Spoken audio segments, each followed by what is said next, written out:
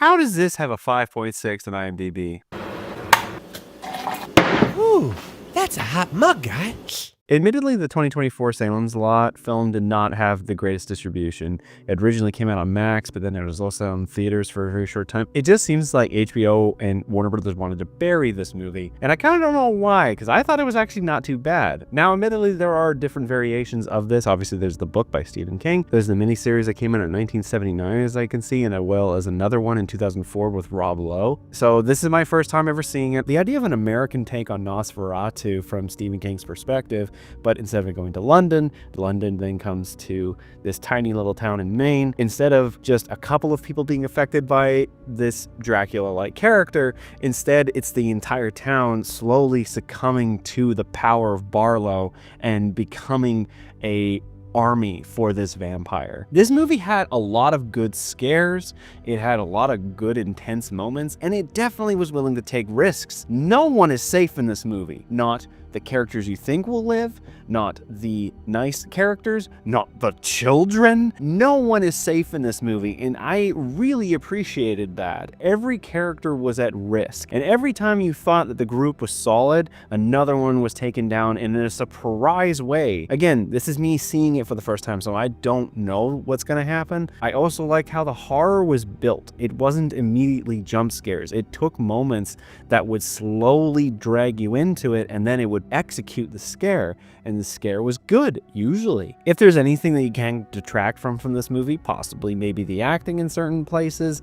The end scene does have a few moments where the characters kind of really do have plot armor. You're getting all the way to the end before that really becomes apparent. There's so many good visual shots in this film, particularly the one where he runs out of the church and he looks around and he sees all these vampires on the roof, and then he has to run back into the church. That part was great. The part where the first victim is brought into the house and he's the first victim of Barlow, that part was really great. So yeah, the horror bit was good, the tension part was good, the suspense was good. The characters, they're kind of there. This movie is just 2 hours long, the pacing is good, it never really drags, but I would admit that I feel that you really don't know any of the characters except for maybe this kid's cold. He does some pretty cold-blooded shit in this movie for an 11-year-old. But then the main guy, who's played by Bill Pullman's son of all people, he doesn't really have a character other than the main guy who's there. Supposedly he comes to the lot because he's an author and he's trying to figure out stuff about his past, and that is it. That is the surface level version of himself in this movie,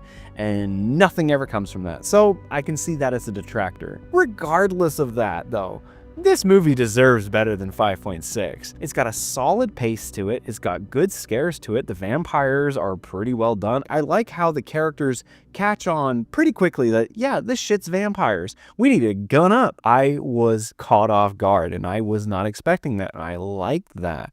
That doesn't happen to me much anymore. Certain films are pretty predictable. So when one character got blown away, I was like, whoa, I was not expecting that. At least to say Salem's Lot is decent. I should read the book, I will. And maybe I will check out the 1979 version, because that seems to be the one that everyone talks about. And also the creepy imagery with the yellow eyes and everything. So I guess I'd have to see. Either way, I think this movie deserves better than a 5.6 on IMDb. That's just kind of my personal opinion. Curious to see what you guys have to say about it. In the end, for my rating system, I would give this a respectable 4 out of 7. It is an entertaining movie. It does the job of entertaining you in a good way. Sure, the characters are weak. The intensity of the scares and the tension of the suspense are palpable, and they entertain me. I was hooked for just under 2 hours. But again, those are just my thoughts. Curious to see what you guys have to say. Let me know in the comments below. What is your favorite version? Both the miniseries, the movies, and the book. What is your favorite version of the story? Let me know. I'm very curious to see what you guys have to say. I admittedly like the idea of this video's title. I did it with the Killer's Game a while back, so I'm thinking I might try and do this as a more regular thing. I'm looking forward to coming across the next movie that has a pretty low IMDb rating that I'd be like, yeah, maybe we're being a bit too harsh. That's rare nowadays, because usually everyone's dogpiling on everything. But I guess we'll have to wait and see what that next one is. Anyways, guys, hope you enjoyed the review. If you did, leave a like, and if you're interested in more, subscribe. And until then, see you guys next time.